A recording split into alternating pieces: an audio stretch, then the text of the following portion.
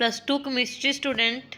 हम आपका first chapter कर रहे थे बेटा। लास्ट आपकी क्लास में हमने आइसोट्रॉपिक और आइसोट्रॉपिक यूनिफॉर्म स्ट्रक्चर के बारे में किया था। तो आज हम करते हैं बेटा स्टार्ट आपका next topic types of crystalline solids. तो जो हमारे पास क्रिस्टलाइन सॉलिड्स होते हैं उसकी कुछ टाइप्स होती हैं हमारे पास। First one is molecular solids, ionic solids and atomic solids. तो जो मॉलिक्यूलर सॉलिड्स होते हैं वो क्या होते हैं, उनका मॉलिक्यूल्स फॉर्म होते हैं, उसमें यूनिट्स होते हैं उसके। आयनिक में हमारे पास कटाइन और अनाइन एग्जिस्ट करते हैं, और एटॉमिक में हमारे पास कंपोजिट्स यूनिट्स और एटम्स एग्जिस्ट करते हैं। तो हम इसके बारे में वन बाय वन डिस्कस करेंगे।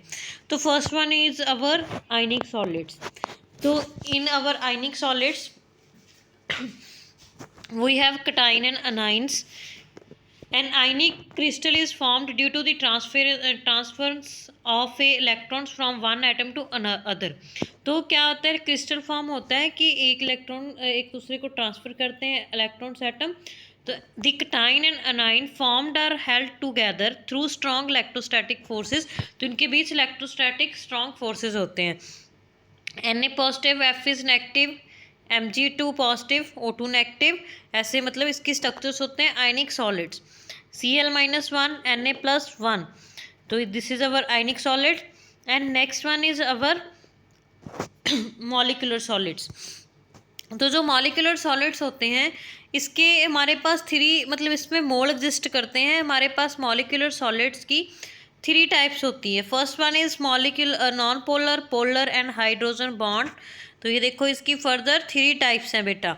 तो नेक्स्ट हम इसके बारे में वन बाय डिस्कस करते हैं। ये किससे बना होता है, made up of a atom और molecule held together by London dispersion forces. तो उसमें लंडन डिस्पर्जन फोर्सेज होते हैं, वीक फोर्सेज होते हैं और हाइड्रोजन बॉन्डिंग होती है।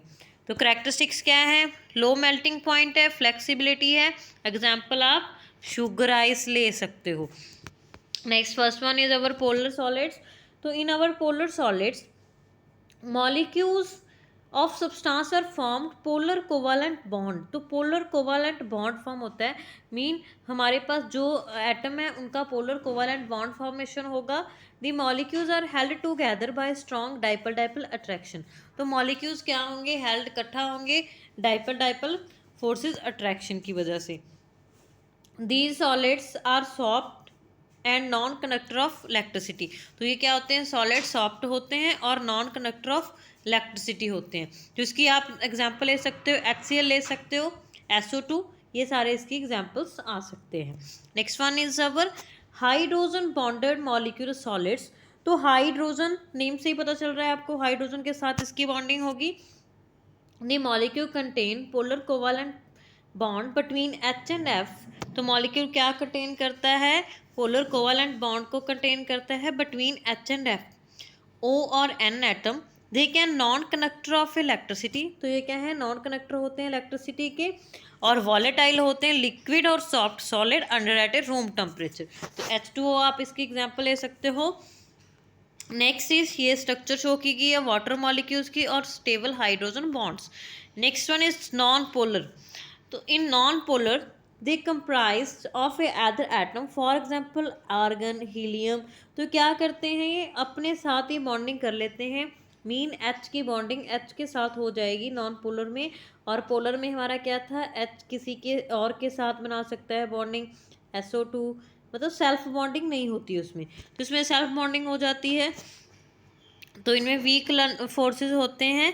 Crystalline structure of A iodine. तो ये आयोडीन की क्रिस्टलाइन स्ट्रक्चर शो की गई है। नेक्स्ट अवर मेटालिक सॉलिड्स। तो मेटालिक सॉलिड्स क्या होते हैं, जिसमें ना तो मेटल की प्रॉपर्टीज़ हो और ना नॉन मेटल्स की, मतलब बीच वाले जो दोनों की प्रॉपर्टीज़ हो उसको मेटालिक सॉलिड्स बोलते हैं। Metals are orderly collection of a positive ion. तो क्या होती है, इसमें कलेक्शन होती है पॉजिटिव आयन के, surrounded by held together by a sea of free electron. These electrons are mobile. तो ये इलेक्ट्रॉन मोबाइल होते हैं। Are evenly spread out throughout the crystal. These free mobile electrons are responsible for high electrical and thermal conductivity of metals. तो ये इसकी structure show की गई है बेटा। तो नेक्स्ट मेटालिक सॉलिड्स आपको मैं एक और बार बताती हूँ। तो ये देखो इसमें क्या होता है, रिपीटिंग यूनिट्स होते हैं made of a metal atom, valence electrons are free to jump from one atom to another. तो नेक्स्ट है हमारा covalent network solid. This is our fourth type of crystallines. तो कोवलेंट नेटवर्क सॉलिड्स नेम से ही पता चल रहा है कि जो हमारे बहुत सारे कोवलेंट बॉन्ड होंगे, फॉर्मेशन होगा।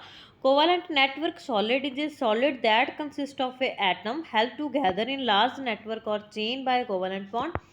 Every atom is a covalently bonded forming 3D dimension structure. तो 3D डिमेंशन स्ट्रक्चर होती है इसमें।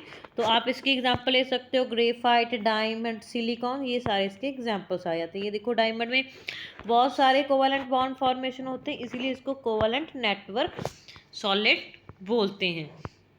नेक्स्ट है आपका मॉलिक्यूलर सॉलिड्स। मैं आपको इसकी शॉर्ट में बताती हूँ क्या क्या प्रॉपर्टीज़ हैं।